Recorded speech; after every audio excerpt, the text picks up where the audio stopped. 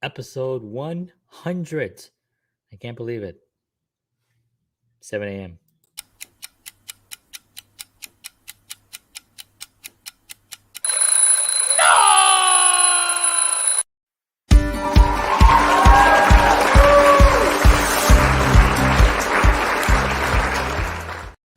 Hey, good morning, everyone. John Henry Soto here. Welcome. It's 7 a.m. It is May 11th, 2021, and this is episode 100. Um, it goes by fast when you're doing them daily. So I was looking at the numbers and I'm like looking and I'm noticing, I'm like, oh, wait a minute. Next week it's going to be 100 episodes. I kind of just flew by. Um, it's been such a joy to do these. I did it originally as a challenge to myself to get myself, up in the mornings. Even though I generally we have kids, so we have to get up early, and I got to do homeschooling, and I got to make breakfast for my wife and make her lunch for her to take with her and stuff. I'm a house husband in the mornings. um you know Even though I was doing that, I still felt that I wanted to be doing something creatively during the morning. And I recommend that to anybody. Give yourself the challenge, because if you don't give yourself the work, somebody else is going to give it for you, and it might not be the thing that you want to do. So so I always say, well, if I'm going to have to work, I'm going to give myself the stress. I'm going to give myself the task, or the the goals, you know, and the challenge, especially. And this has been a challenge. It's not easy getting up every day at 7 a.m., or not even getting up at 7. I'm up way earlier than that. But to get everything ready, half asleep, turning on the lights, turning on my computer, getting my mic checked, and all that stuff. Um, Making my coffee, which I have a timer on a coffee. I do it in the evenings.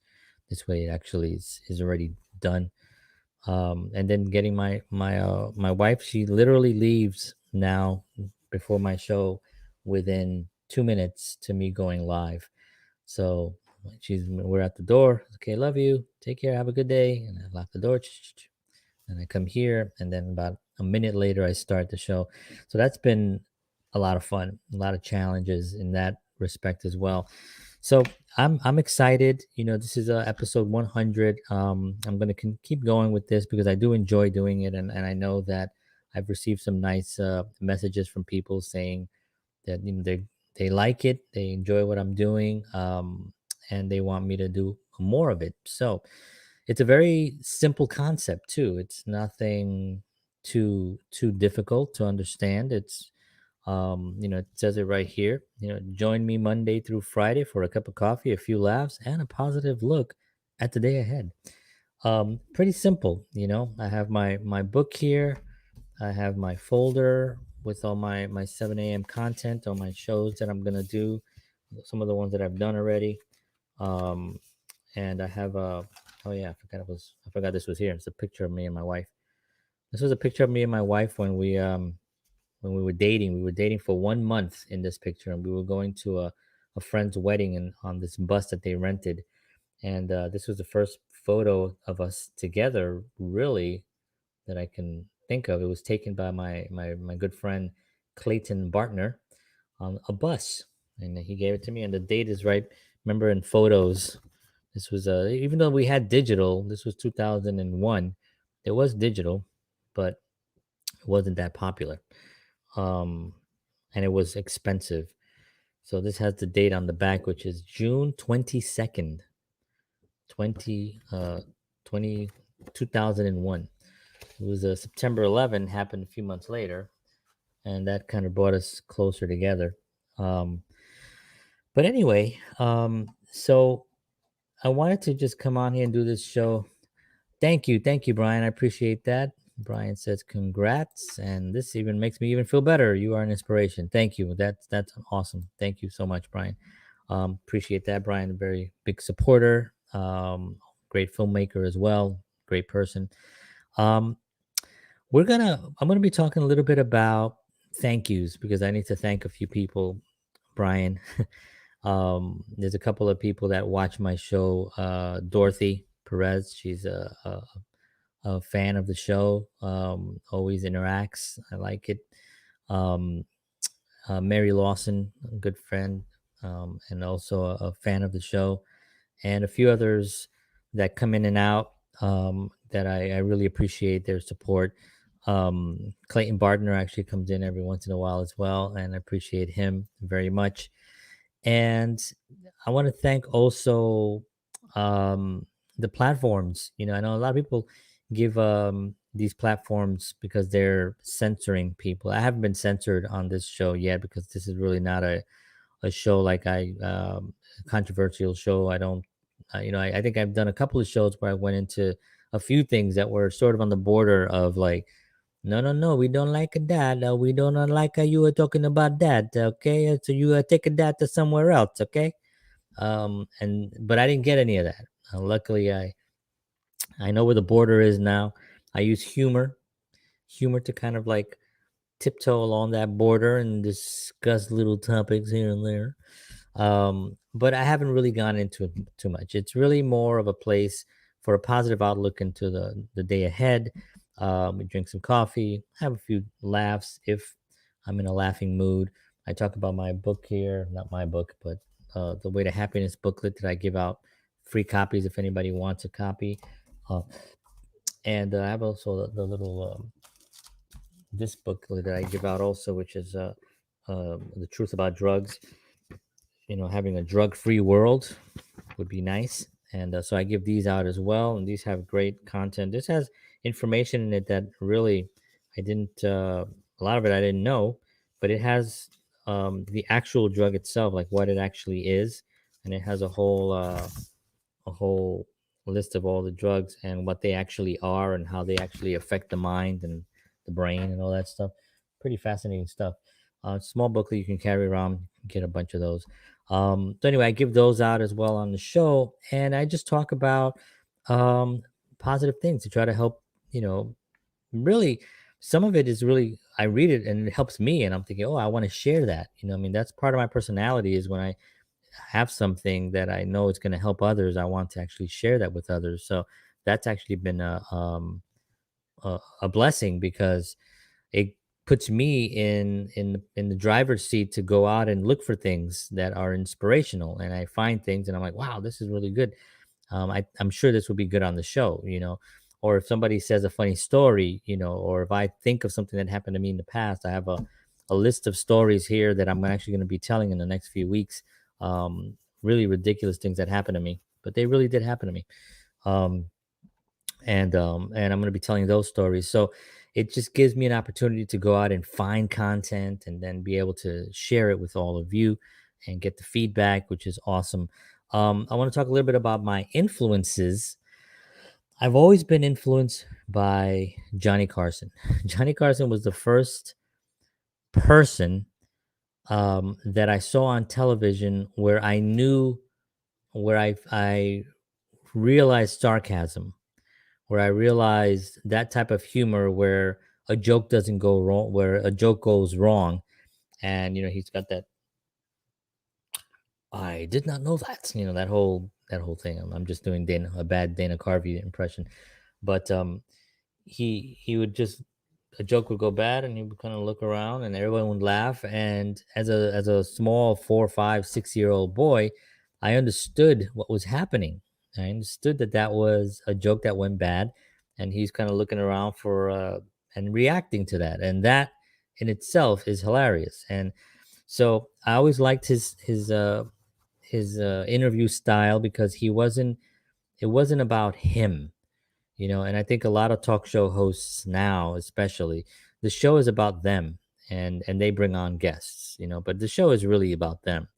It's I think probably the last one that it was really about the guest was probably Jay Leno. I'm not a huge Jay Leno fan. I don't dislike him, or I like what he did. But I didn't really watch the show during that period of time, not because of him, but just because of my life didn't allow me, or I was whatever I was involved in. But I like his style. He was more about the actual guests, and It wasn't so much about look how brilliant I am or how funny I am, or there's also this weird kind of thing that's happening on some of these shows now, and I don't know if maybe somebody can verify this or disagree with me, um, where the host is sort of on this top, on a pedestal, and he's kind of looking down on everybody, and he's trying to catch everybody on something, and he's wiser, and he's just so in tuned with everything, and he's so connected, and he knows everything about everything, and he's gonna try to make the funniest joke, even if somebody brilliant is on, a comedian on. I mean, probably not if like a Robin Williams was on, rest in peace, or a Jim Carrey, or one of those guys that you really cannot compete with, as far as energy and movement. Um, Keeps quiet, but you generally they're out there trying to, like, yeah, well, look, I know exactly what this is about. I know what you're doing. I'm going to catch you on this, and here's my little how awake I am, how, and that annoys me on a few of these talk show hosts, which I won't name names, but um but there was a couple of talk show hosts in the past and through history that I've always been influenced by, that a lot of people don't even know. Like literally, I mentioned some of these names, like Joe Franklin. Like nobody knows who Joe Franklin is. Even when he was out doing his show, and he did a talk show for about 40 years. Now, this is a very laid back guy. He's very chilled out. Not particularly funny. Not really. He was sort of like the Ed Sullivan of talk shows. He just was, but he did the talk show. I mean, he was consistent, and for about 40 years, he had a talk show, and it was all over the place because I could never find it. But whenever I found it, I would just sit and watch, because it was literally a talk show. You would talk, and the show was slow paced, and I don't know why I enjoyed that, but I enjoyed slow paced stuff. I guess today it's different, right? Nobody can watch a slow paced talk show. It's got to be flashy with a comedian. Hey, I'm a funny guy, and it's got to be all that. Nobody really wants to listen to conversation as much. Although I think that may be an incorrect statement on my part. I think people are interested, but in different formats. The podcast is huge. People are listening to podcasts, and if you have good content and if you have good guests, people are going to listen to a podcast.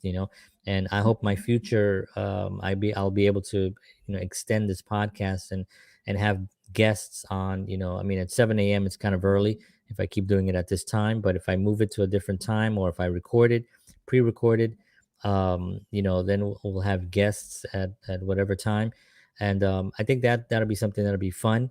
I did it last year with the JHS show, where I interviewed, I did about 100 shows there. Maybe not 100. Well, overall, I did 100 shows. Um, but I interviewed some great people, some great guests, and the art of listening and asking a question based on what you just heard is extremely important. And a lot of people don't have that. In order to be a talk show host, you really have to have that. And I think the guys that are on now, even though they have that kind of thing, like, "Hey, I'm a smart, funny guy," I think that they still listen really well, to the guests, and that's a really important thing. I think Jimmy Fallon does that really well, and he's brilliant actually, in a lot of ways. Um, and I think a couple of the other guys do it as well. They really do listen to the guest. Um, when you go to an interview, when you see somebody being interviewed on a news network, those news guys, man, they are the worst. First of all, they try to be as funny as if it's a comedian as the comedian, which is always a huge mistake. Right? You just sit back, you ask your questions, you enjoy it. Don't try to compete with somebody that does it for a living. Tells jokes for a living. Um, but also, what I've noticed, and the reason I picked this up recently is because I wanted to talk about one of my favorite comedians that I've been following recently, named Dusty Slay. Hilarious guy from Nashville. Just really funny stuff. But I've been watching his YouTube channel, and on his YouTube channel, he does a lot of these daytime shows, and it seems like every show that he's on, they are not listening to him. They do not listen to what he's saying. And he tells it, he says a joke, but the joke, you have to, it's a thinking joke, right? Like he tells a joke about, his parents got divorced and there was a big court battle. And his there was a big court battle and his mom lost the court battle, so he had to go live with her. So that's a very subtle joke. You have to listen to that joke, right? But they never, they, some of them will be like, they'll hear that and they'll be like, oh, so divorce. That's got to be tough being in a divorce. I was like, no, he just made a joke. His mom lost. Usually, when you lose a child custody battle, the person that loses doesn't get the child, but his mom lost and he had to go live with her. That was her loss. That's funny, but it's very subtle and it's very, you have to listen to it. And I'm telling you that I've watched him on at least 4 or 5 shows and he's said that joke, and people are like, yeah, yeah. Oh, so when you moved in, was it difficult being in a they're not listening. They're in their own head waiting for the next question or whatever little bullet the word divorce came in. So that's just what they focus on. So listening is an extremely important part of this gig, listening to what your guest has to say. Um but also because you want to draw from that, from their comments, you want to draw more material, you want to draw more questions, more curiosity, you want to think like the audience. Like somebody says something about, they make that joke, I want to laugh, right? And and then at the same time I also want to think, well, what was that like? But acknowledge the joke, right? So that's because you're listening, and then ask the question. And that's something that comes to you within as you practice. I remember when I did the JHS show, I think I did maybe 30 shows before I realized the tempo of a show. And I started realizing that, things start getting good at about 40 minutes sometimes, so that's why these long podcasts like the Joe Rogan Experience and all these longer formats, and Howard Stern, they go so long, because when you get a guest in there, you want to keep the guest long enough for them to be comfortable to then open up, to then start talking about stuff that will be more interesting. And that's a really great format, when for an interviewing of a guest. That's why podcasts are doing so well, because you get that experience. You get to learn about them in the beginning, the first 40 minutes, So I started getting better at like just learning in the first 15 minutes, to try to get them a little bit more comfortable at 30 minutes, and then end off with a powerful 30 minutes with a lot of detail and content to help the audience. Generally, the show was, interviewing artists and people in business and different industries, to see how they reacted with how they the challenges that they had, anything that they can give as far as advice and all that stuff had to go. That was the main purpose of how the show, I wanted the show to go. You can see those actually on my YouTube channel as well. They're all in there. They're split up because there's JHS interviews and then the JHS show. And anyway, so if you if you're watching a talk show host, you know, probably my one of my favorites, that I think really started this type of format, like a podcast, was sort of the tone of what this person is. And I think that there's probably nobody like Dick Cavett. Dick Cavett is a legend. He's interviewed Jimi Hendrix, Marlon Brando, Groucho Marx, Bob Hope, the legends of the industry. And if you're young enough that you don't know any of those people, shame on you, because you need to learn about the history of entertainment. If you're in the entertainment industry, you gotta pay respect to these guys, because they were the ones. They started it. He interviewed everybody and anybody back in those days. Janis Joplin, uh, the list goes on and on. And his style was so laid back that you sometimes even forget he was there. And I think that was his purpose, and that was his. He did that on purpose. He would sit back and ask the question and let this legend explain certain things and let them have their moments and let them get comfortable with the environment. He had Groucho on a few times, and I think the tough ones are really amazing to watch. Like he had on George Harrison, and George Harrison was not a good interviewer, a good interviewee. He was definitely not somebody that would answer questions because he just didn't think it was interesting. I don't know why. He's a Beatle, for Christ's sakes. I mean, why would that? But he felt everything had already been said, and they will ask him questions, and he would give like one line sentences, one line responses, and it was very difficult for Dick Cavett, but he got through it by sort of making a few jokes, and just continuing that process. And sometimes you run into that. You get into a guest that maybe is not the most energetic and stuff, and you have to then kind of pick up the pace or ask questions that are going to get the person excited, validate them, of course.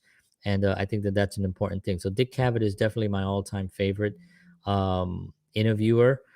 Um, and I hope in 40 years I can look back and have a that type of a career, or even just a fraction of that type of career, because he's a legend.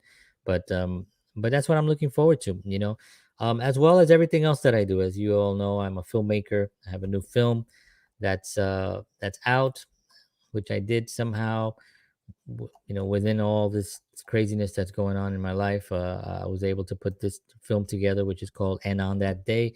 um it's a it's a great story. I have an episode couple about last week that I talked about the film and why I made the film, and how it came about. You can check that episode out.